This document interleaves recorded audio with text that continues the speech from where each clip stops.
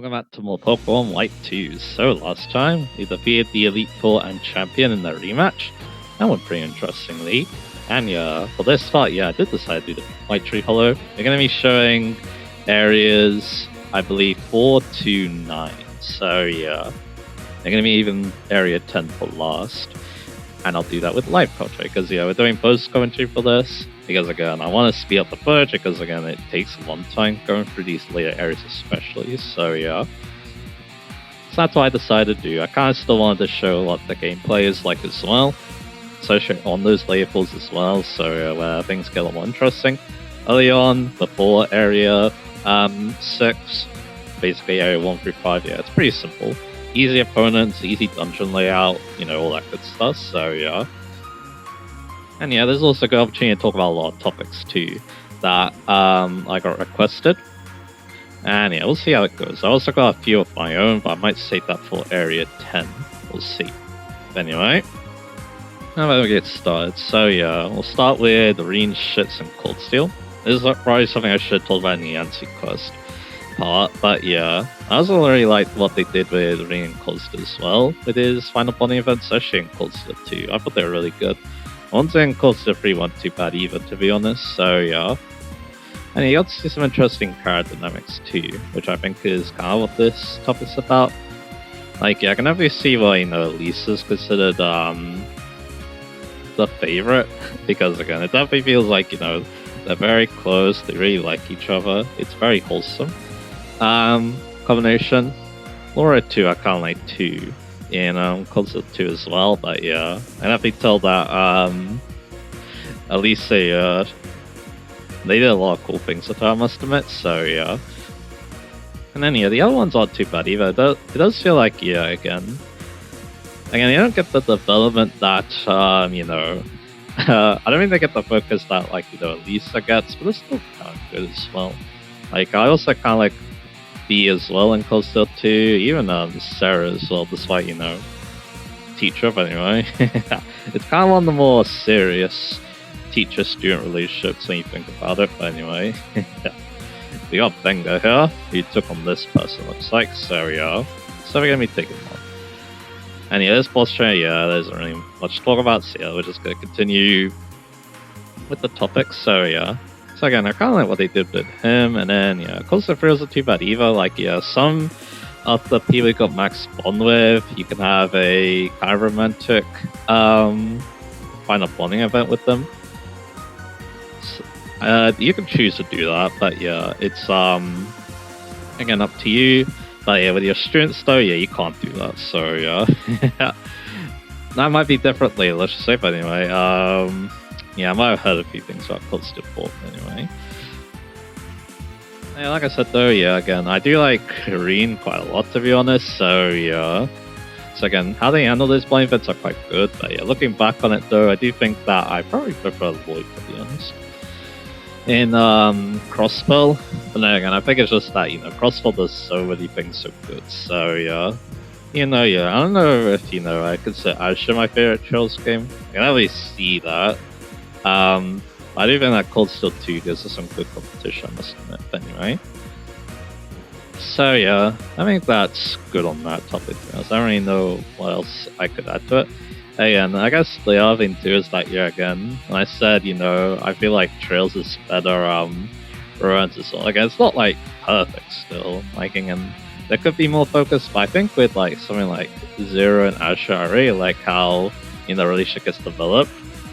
I think that's one reason why I have a soft spot for those, final bonding events too. But I could say the same about Cold Steel 2 as well, to be honest. So I think I'll just get the edge slightly over Asha, but I think if I were to watch Cold Steel 2's final bonding events again, I'd probably get Wursha once again. So anyway.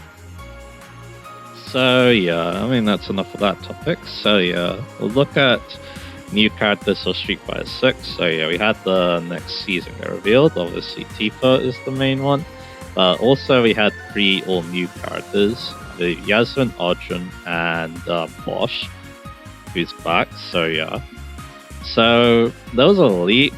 They predicted Tifa correctly, but they actually thought that the other 3 characters would be somewhat returning characters. I say somewhat because One was Mike Hagar, who's wasn't in a Street Fighter game. He's from Final Fight, so yeah, which is the adjacent series. The other two characters are Vega, who's very highly requested, I believe, and then Goku. So yeah, because those got leaked, I can definitely see them coming down the road. Another thing to consider too about Street Fighter 6 is that it seems like Capcom wants to support this game for 10 years or something like that. They want to support this game for a long time, so I think by the time we get to the end of Street Fighter 6, by the time we get to the end of Street Fighter 6, I think most characters that people want are going to be in the game, so that'll be very cool. But the reason why is because, according to what I've heard in some videos, is that, Street Fighter 6 is like the most, if not one of the most popular esports in Japan right now. So, it's a very popular game. People really love playing it competitively. So, So, again, it makes sense that, it'll be supported for a very long time. So, So, back to, we made it to the end of area 4, it looks like, so that's good. Once again, the opponent here isn't really anything to write home about, so Anyway, so back to what we're talking about, so So again, like I said, I can only see Vega because again, he is very requested. Sakura's like the most popular Street Fighter character in Street Fighter 5's time, so I can only see her coming back. So again, Makoto 2 was also popular. I can only see, pretty much everyone popular is probably going to make a return, so Anyway, we got Area 5 now.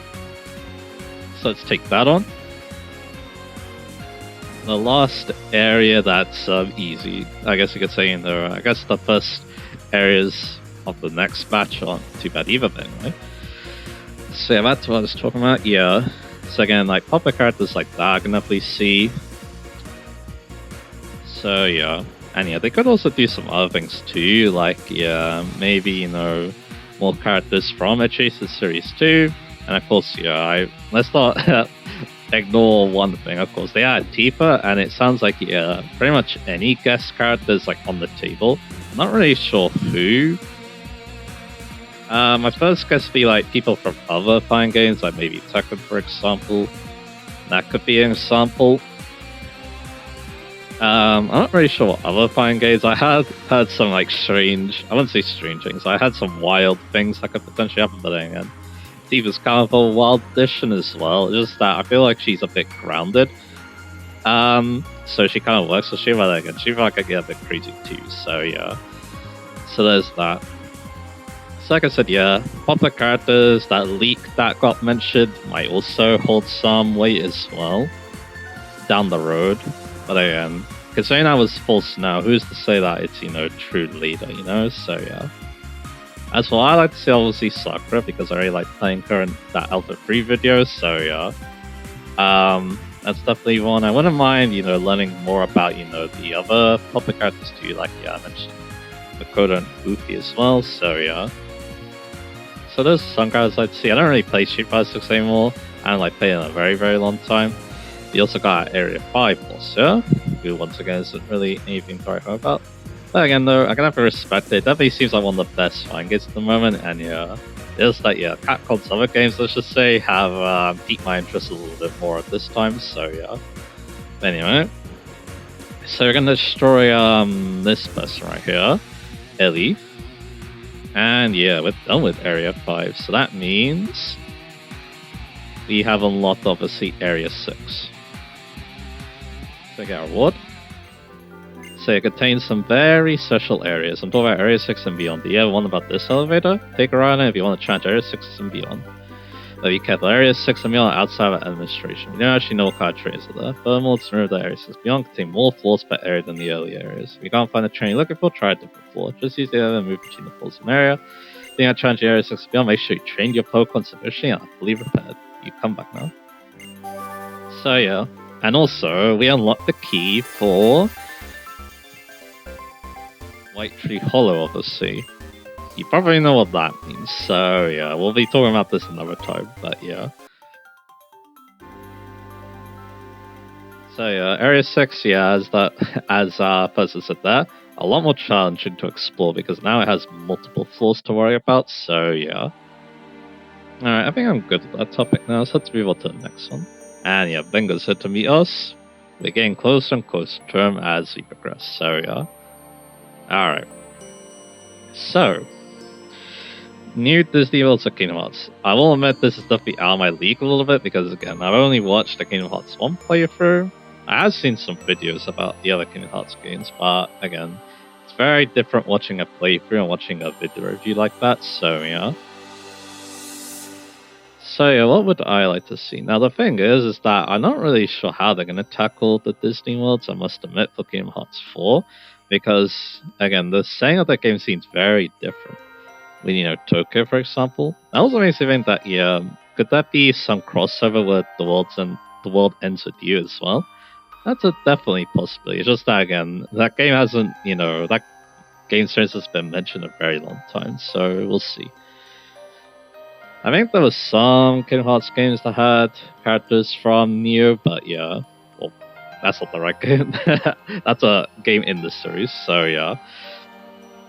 Again, I wouldn't be surprised if, yeah, this Tokyo-looking area is, like, going to be important, so, yeah. But anyway, so what Disney Worlds would I like to see? Again, this is difficult because, again, I'm not really sure. I don't really follow Disney movies anymore, so, yeah. But I guess, yeah, I think the big one, because I, seen advertisements for the live-action versions, Moana probably. Like, I may see that being a thing, especially if they don't want to bring back Pirates of the Caribbean, so yeah. Yes, yeah, of course, you can have, Moana be your water world, basically, so yeah. I mean, that's, like, the main one that comes to mind. I remember that the anime version is real like, and then, the live-action looks like burgers, but anyway, is what I heard, so yeah. But it is what it is, right? So yeah. Of course, my favorite, Disney / Pixar movie is Cars. I think Toy Story is a close second though. Which, yeah, that's interesting to talk about because we got Toy Story 5 anyway. So yeah. Again, I would like to see, Cars in the Kingdom Hearts game, but I don't really know how it could work, so yeah. So, at the same time, though, I wouldn't be so sad to see it not being a thing, so yeah. Again, I don't think it fits very well, so yeah. So, we'll see.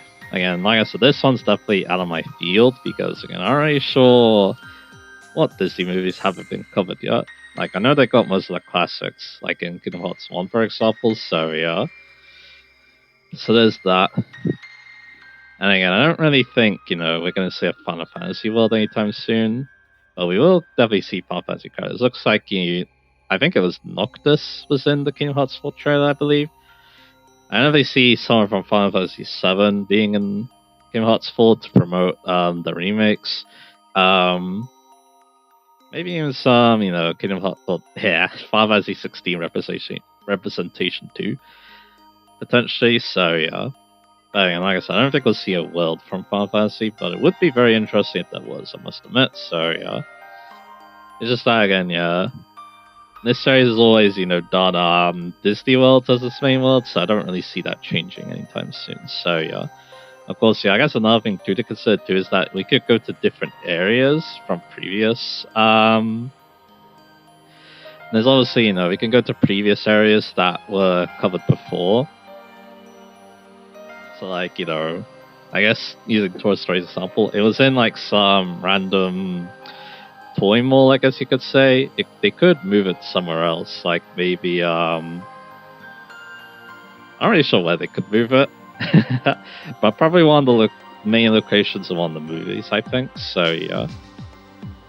So that's also a possibility. Like I said, yeah, I kind of wish I knew more movies, but again, I don't really watch movies that much. But again, it would be interesting to hear about. But yeah, I do think that, from what I remember at least, of my very limited knowledge, I do think that Moana is a possibility, so yeah. Anyway, I think, yeah, I guess to round it off, I think, yeah, a lot of movies that come between Kingdom Hearts 3 and 4 might, see stuff. I doubt we'll see the live action stuff considering, how controversial it is, so yeah. But you never know, so yeah.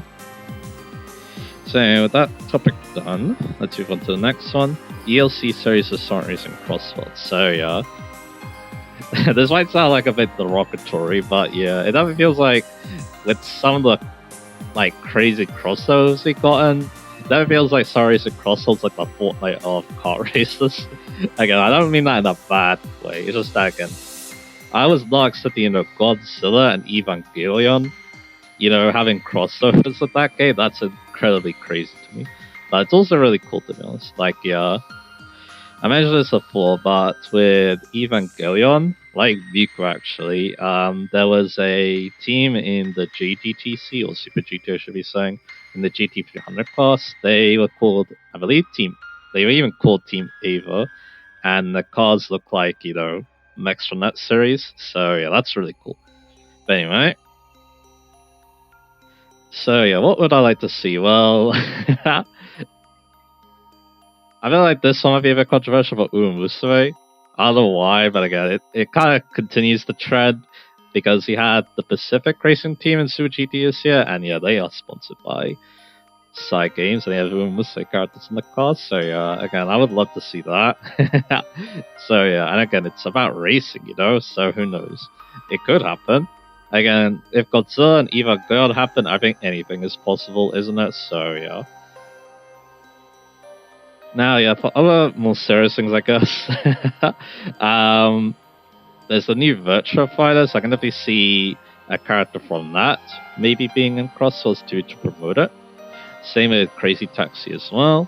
That's also coming out. That's definitely going to happen. In fact, yeah, I'm pretty sure it is happening. So, yeah. I mean, that's one of the new characters that are going to be coming up. So, yeah. So again, like I said, the possibilities are definitely endless, especially if they have, some tie to racing as well. So yeah. So what? So that's why I kind of mentioned Uemusue, basically. So yeah.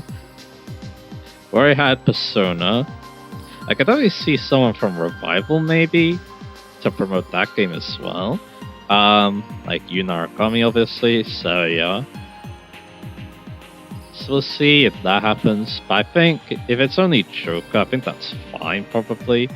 I don't think many people lose sleep over that, so yeah. So yeah, what else? Again, like I said, I don't really know much series, to be honest, that could fit very, very well. And again, like I said, yeah, things, like I said, got very crazy, so yeah, I'm not, 100% sure what we could see, so yeah. But yeah, again, like I said though, if it is racing adjacent, I think that makes it even better. So yeah, we'll see. What they decide to cook up later. Like I said though, yeah. Sorry to Crossroads again. I decided not to play it in favor of Screamer because Screamer had a story mode, and I really like Screamer's gameplay too, as it turns out. But yeah. I also think that if it's not on sale, the asking price is a bit too high for what it is, especially because it doesn't have single player content. So yeah, but anyway, is the Area 5 boss. As you can tell, yeah, he's nothing to write home about either. Or Area 6 should be saying. Although yeah, his team is definitely not too bad. That Tokus there. So yeah, as you may notice, I did go for the Stealth Rock again. For some of these trainers coming up, I think that it's very good to have Stealth Rock up, and yeah. This team, yeah, Serena was well matched up for, so there you go. That is Area 6 done. But as for that took a lot longer than all the previous areas, so yeah. And yeah, things are only going to get tougher from there. We got Area 7 to go now, so... Alright, so... Let's go on, so yeah, again... That's kind of how I'm feeling at the moment. I think yeah, we'll say it would be a big W, I feel like, for me, but we'll see. As I feel like it'd be very funny and very interesting as well, so yeah, that's kind of why I'm mentioning it, so yeah. Yeah, that P1 and P2 class in the Q series. This is difficult because there's one big hurdle you need to overcome. How are you gonna do the Persona evolutions? Because yeah, a lot of characters in Persona 1 to change element is the problem. They don't do that in modern Persona, so yeah, I'm not really sure how you would do that. Of course, yeah. One example that really comes to mind is Ayase, who starts off with a fire user with Haori, but then becomes an earth user with Freya, so yeah. I can actually see maybe changing what the alter persona is as well to match the element. That could be a possibility as well. I wouldn't do that with Persona 2 though, because again, at least with Persona 2, you know, the personas actually have, you know, designs, so yeah, to go off of. Like Yakanaka did, you know, artwork for them and stuff like that, so yeah. Some of them like to see them get changed, but yeah. But again, from what I could tell from, you know, watching Q2, what I would like to see is obviously, you know, them getting very interesting personal skills that fit in somewhat with their character, or maybe even gameplay too. So yeah, like I mentioned, Yase is really good. Her strength is obviously being best at magician. So yeah, magician personas have really good damage. So yeah, so I can have to see, you know, maybe something to do with elemental weaknesses. That's a possibility. So yeah. So that's I mean, yeah, we already got a skill like that. I think Miko Yuki has that, so yeah. So that's like something that comes to mind, so yeah.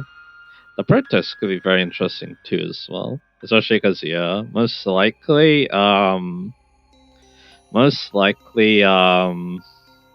P1's protag is gonna have hieroglyph, and it'll be very interesting to see what that's like in very interested to see what that's like in a Q game. So yeah, it could be a very, very strong light skill, especially against bosses obviously, so yeah. What else? Comes to mind. So like I said, yeah, again, adapting the cards, yeah, that's gonna be the difficult part, so yeah. So again, yeah, we'll see how that goes, but again, some guys, again, it's not too bad because again, they, you know, focus on, you know, one element, and again, like I said, you could change it so that, you know, either the Stein persona or the evolved persona matches a bit better too, so yeah. Yeah, like I said, yeah, Persona 1 and Persona 2, they are handled very differently when it comes to, you know, party members, so they're a lot more diverse when compared to modern Persona. They like to focus on multiple elements, and of course, they can wield multiple personas too, so yeah.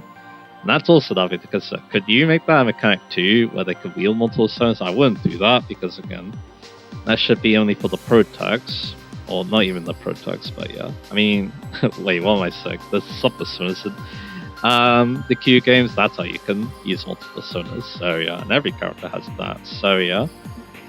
But yeah, main persona, that's definitely a bit tricky because again, I'm kind of getting at, yeah, it's definitely very different to that, which is why I think, yeah, we haven't seen, you know, Persona 1 and 2 representation in, I mean, that's the main reason why I haven't seen Persona 1 and 2 representation in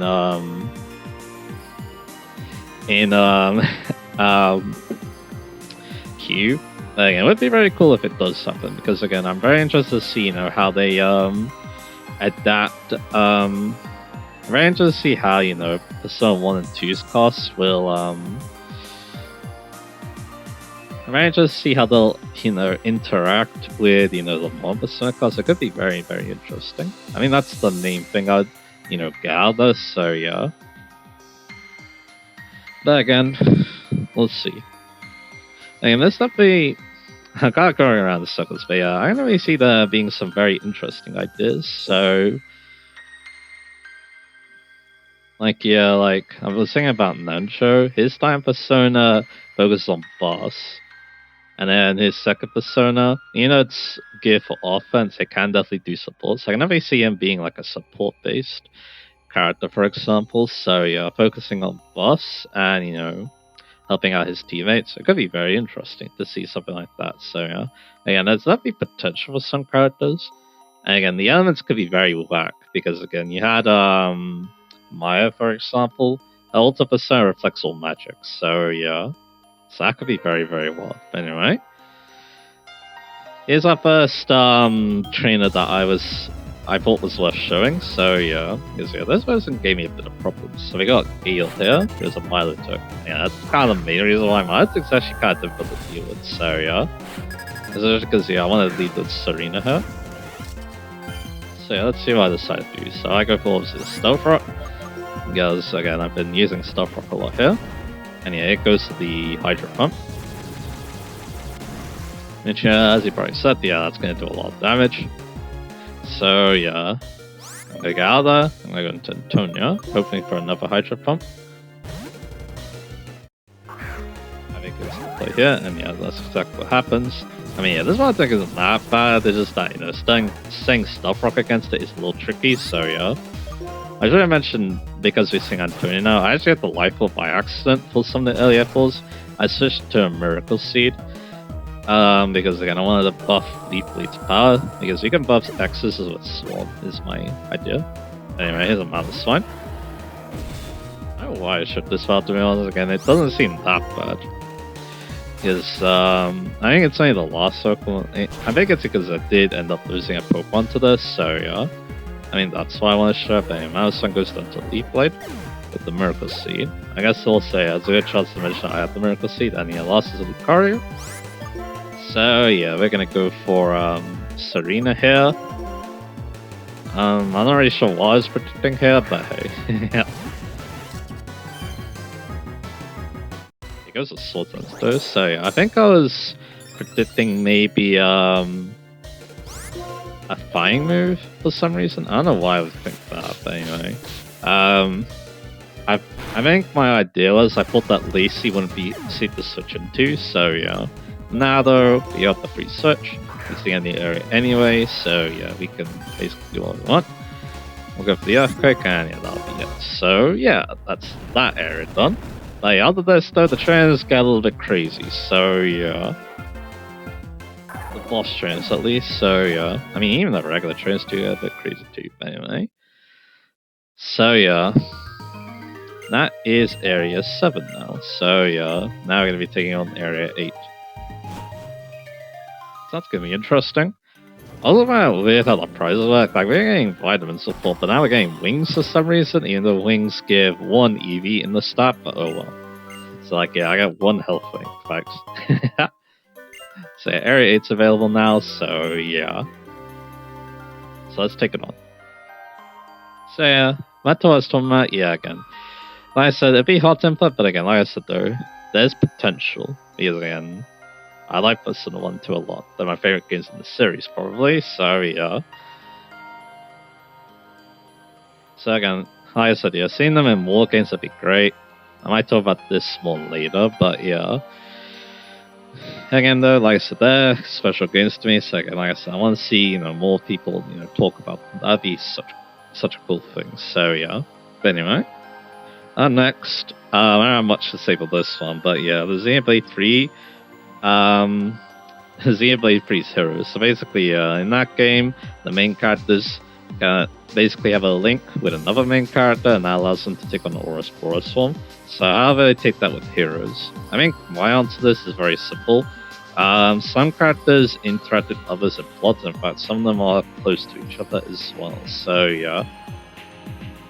That's kind of how I would do it. It's just that some characters I don't think link up that well with others, like Miyabi, for example. So yeah, so that's one example. But yeah, you got good connections like Ethel Kamaravi, Alexandria, for example. I forgot the other person's name, the healer, but it's been a while since I played Xenoblade 3. That's a dang sure. I kind of want to though. But yeah, that's basically how I do it, and that's basically what I have to say basically. So yeah. Again, I haven't thought about Xenoblade 3 in a long time, but considering, you know, the Switch 2 version, who knows, maybe that'll change because we're gonna get a new hero. I guess that's something I could talk about in its stead. So Xenoblade 2 is getting a new blade, and then Xenoblade 3 is getting a new hero for their Switch 2 editions. So one idea I heard from my brother is that these could promote Xenoblade Genesis, which makes a lot of sense. You could have like a character from that game, for example, and that could promote obviously Genesis. So yeah, I would like to see that. But at the same time, though, I wouldn't mind seeing, you know, a new character that kind of fleshes out.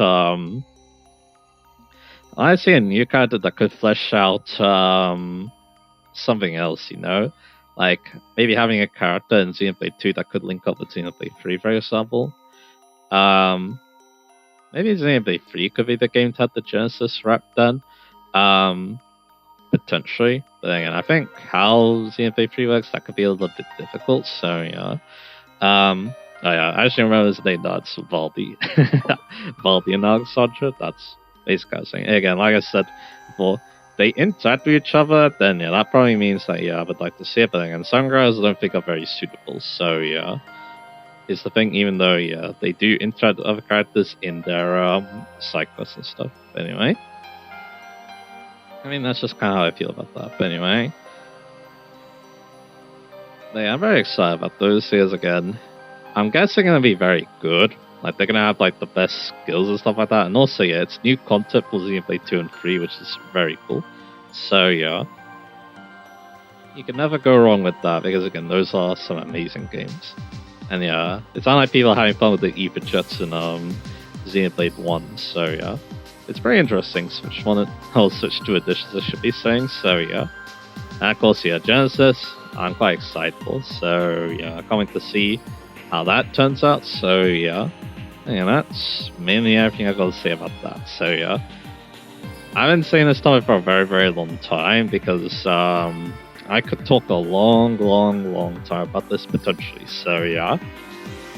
Favorite Thomas characters, or Thomas character in this case, I don't have an answer to this, is the problem. So, because again, there's so many candidates for this that yeah, it's impossible to nail it down to one. And the main reason why is that as long as the character isn't a glove shitter, I kind of like Thomas and Friends cast, to be honest. And that includes with the Railway series and the TV series. So yeah, from my research.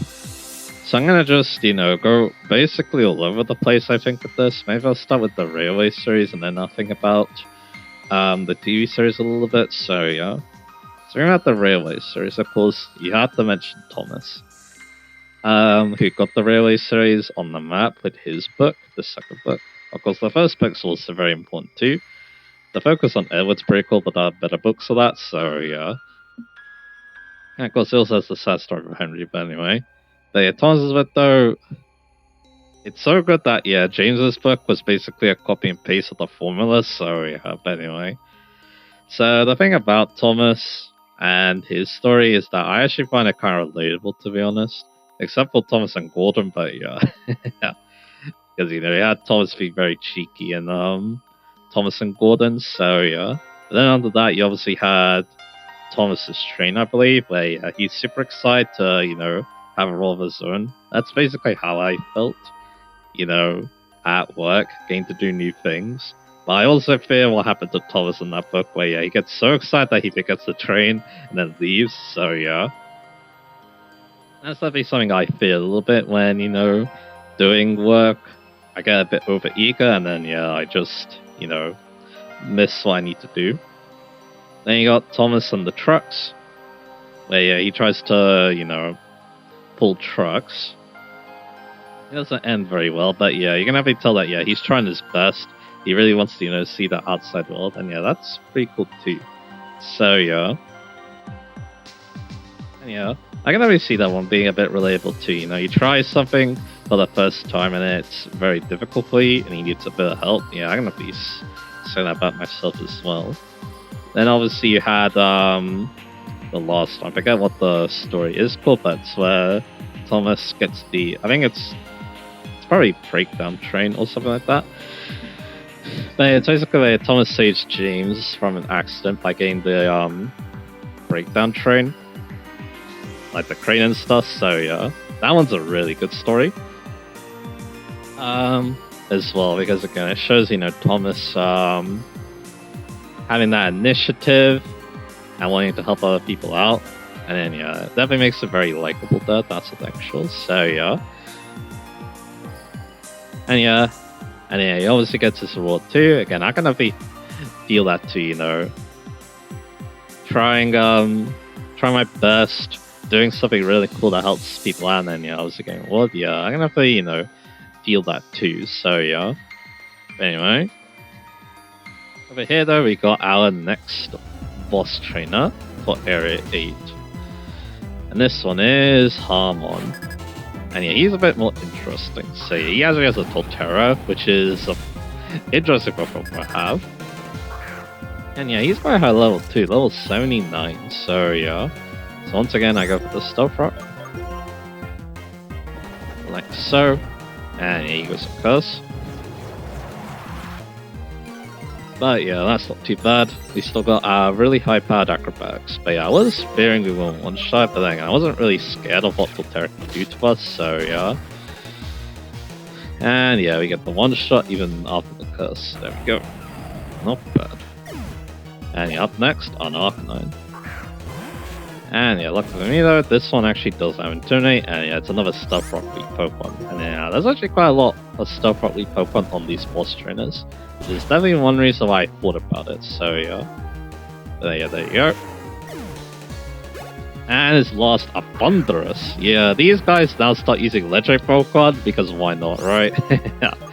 The good thing is though, the other thing about this though is that, yeah, unlike you know, the Valve subway or the PWT. I think actually no, you don't see that shit from PWT. But yeah, unlike the Valve subway, yeah, you can't overlevel against them, so it doesn't feel like that bad of a disadvantage. So there you go.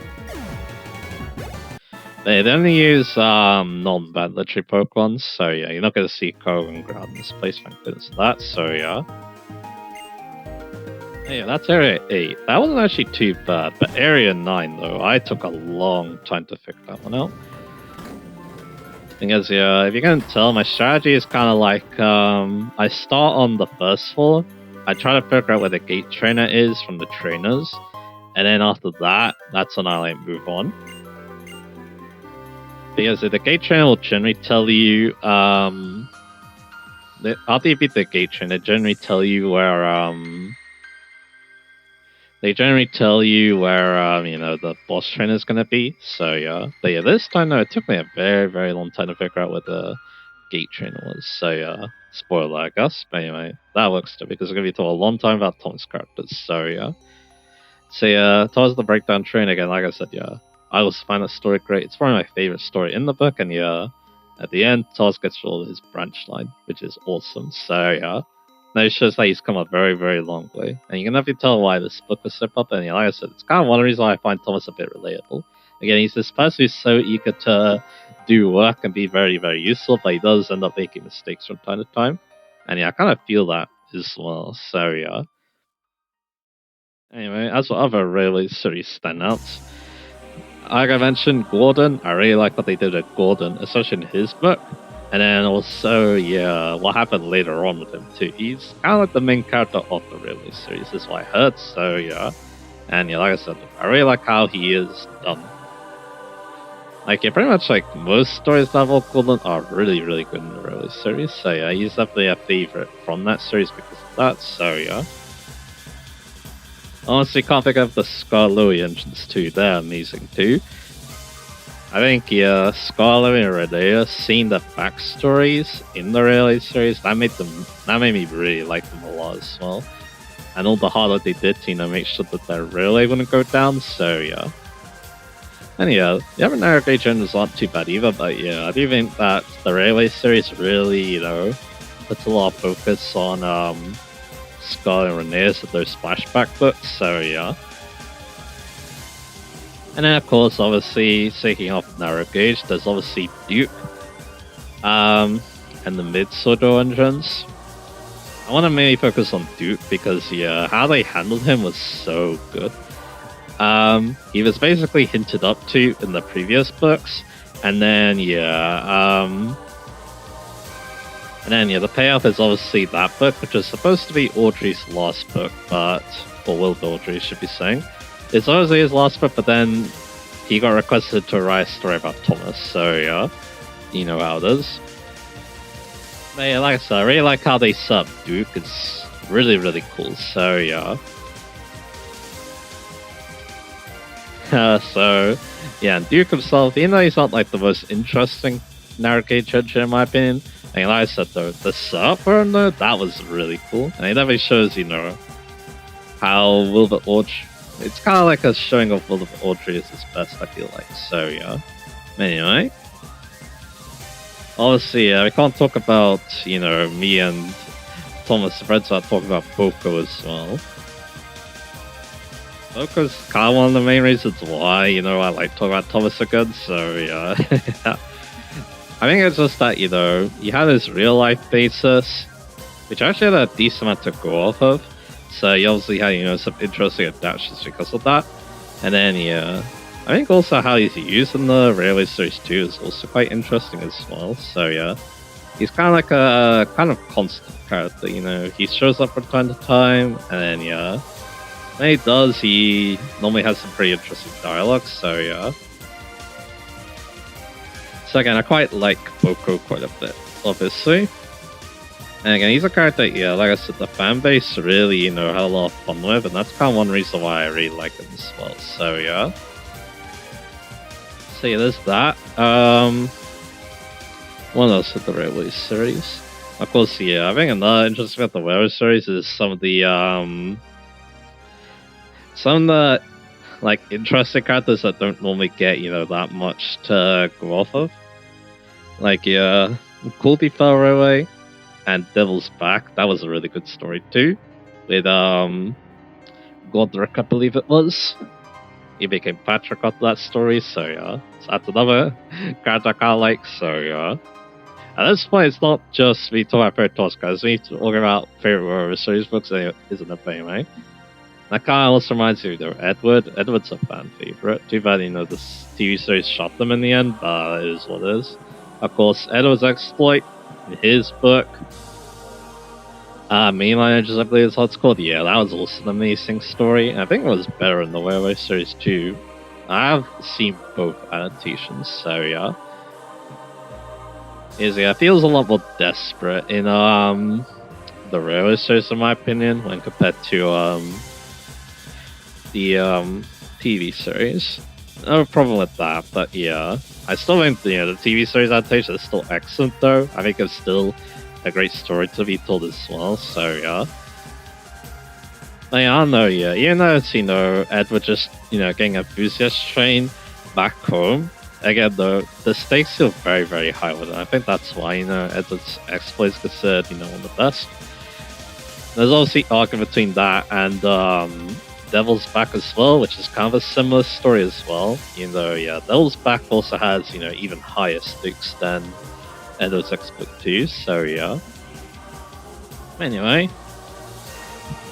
So yeah, I think that's mainly who I want to talk about in the Railway series, to be honest.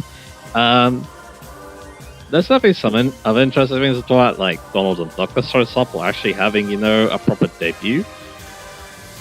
Because, we actually had the missing coach in the Railway series, unlike the TV series, so yeah, that definitely helps them out.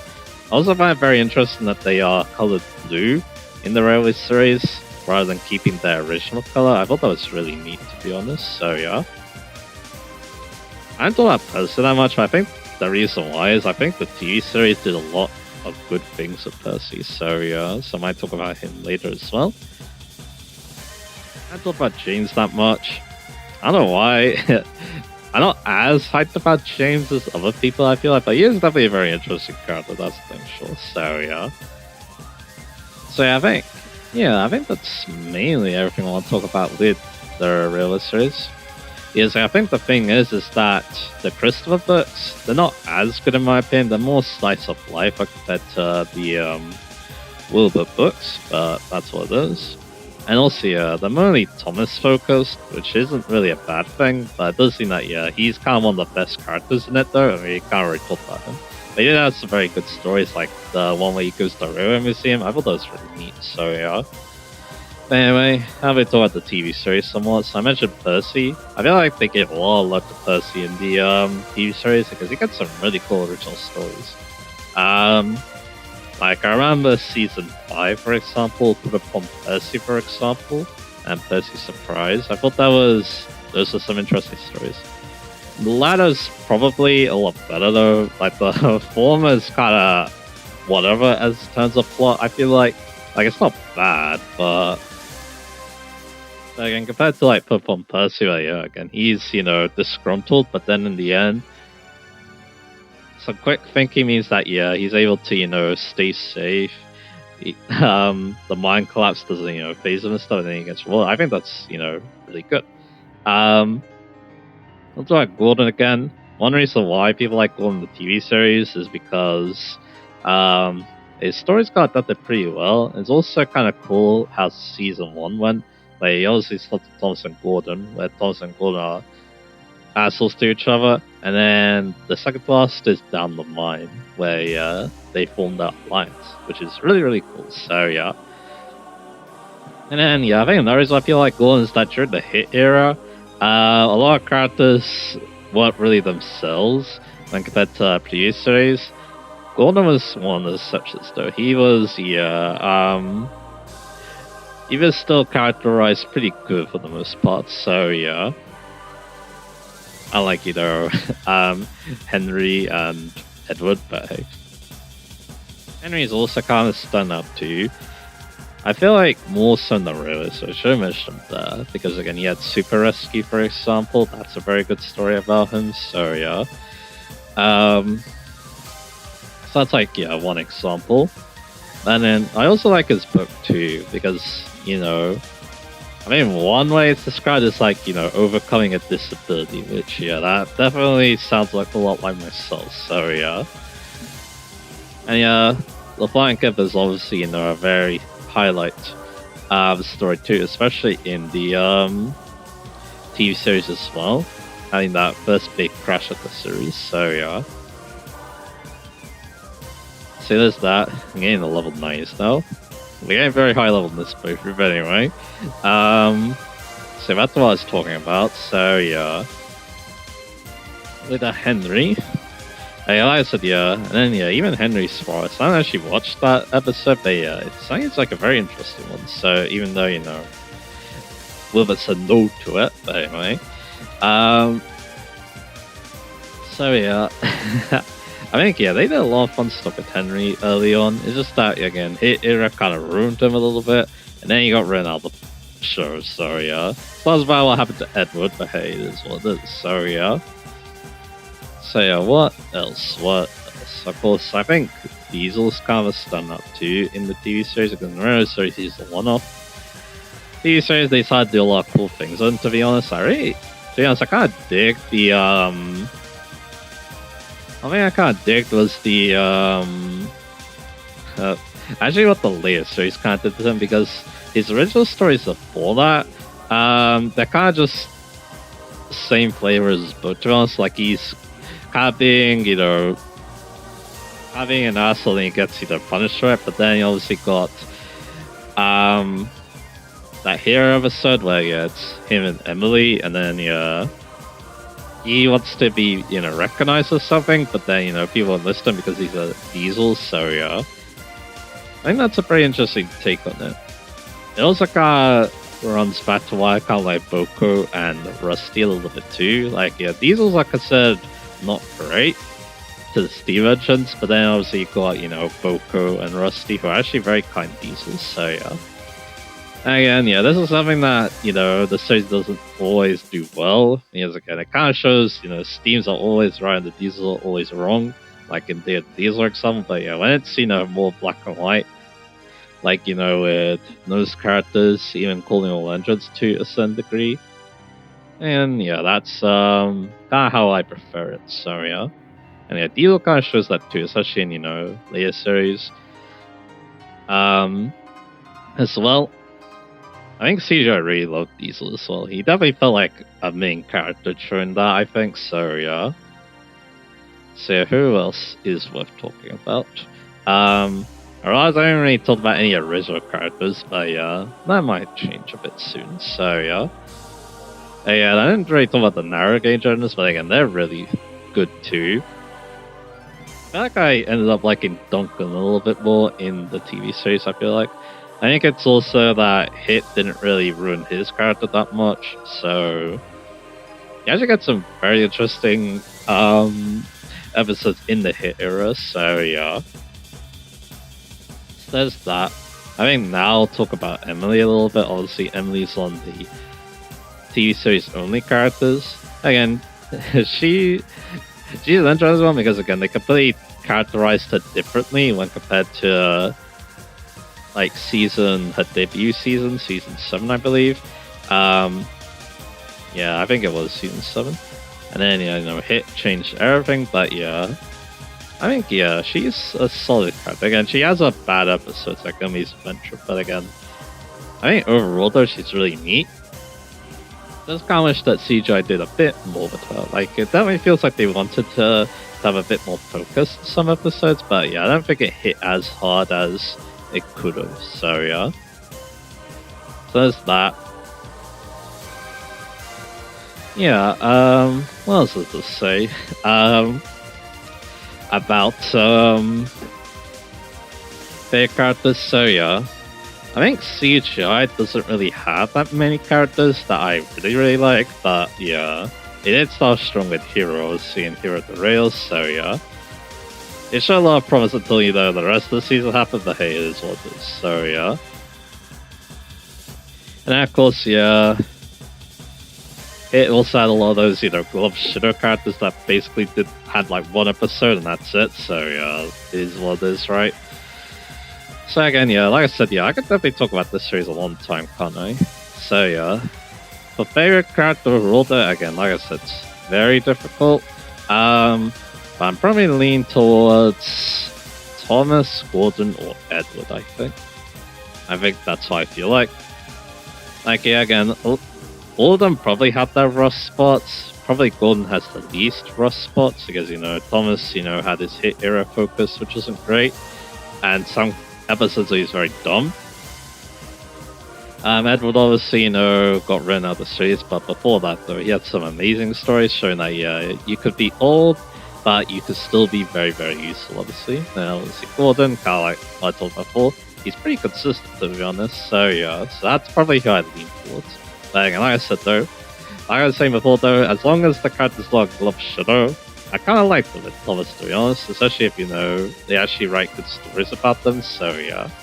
So I think, yeah, that's how we're gonna do that topic, and yeah, right on cue, we have our last battle for today. So yeah, this one is very interesting. I also didn't do it very well. We got Iria here with a Salamence. So yeah. Unfortunately, the Salamence doesn't go so great for me, as you'll see, but it's what it is. So we got the rocks here.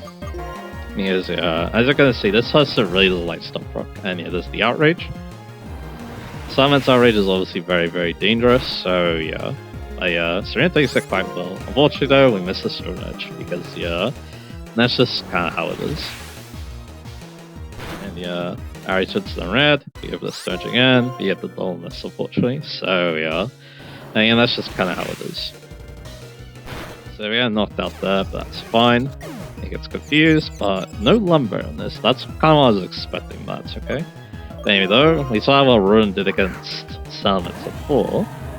Against Iris, so I decided to go for them again. Go for the Ice Beam, and we're a lot stronger than we were last time, so yeah, this should be one shot. But yeah, Yajiberry, I probably should have seen that coming, because a lot of trainers have been using the damage reduction berries, so yeah, but it's still one shot. Anyway, Moltres. But yeah, Moltres does one of the that really hits Stealth Rock, as you see there, so that's good for me. So I'm going to go for the Skull there, and he actually had speed for Moltres too, so that's awesome. So yeah, we knock it out. Awesome. So yeah, and now we have a Raikou. So yeah, so one thing I didn't notice, he has an air balloon. I didn't read that text, so yeah, as you can see here, I tried to click Earthquake, but yeah, it doesn't work out. So yeah, it is what it is. But yeah, I predicted the Electric type move perfectly. Unfortunately, I don't pop the air balloon, but that's okay, and it punished me quite hard for that, like if I Magna Rise. But then again, yeah, it probably would have worked out pretty similarly though, because I wouldn't want to, X-Scissor and X-Scissor again, so yeah. And that did quite well. I don't think I need the stuff right to Turek here, but that's okay. But yeah, Raikou does have the coverage for Lacey in this game, no Orisa, no Skull. So, you take out Raikou, and that's it. At level 90, and that's area 9, all completed. Rowan gets 91. So there you are. What an amazing strap. I was just going through that a lot. But yeah, though, one area remains and one big opponent to take on. So yeah, that's gonna be interesting.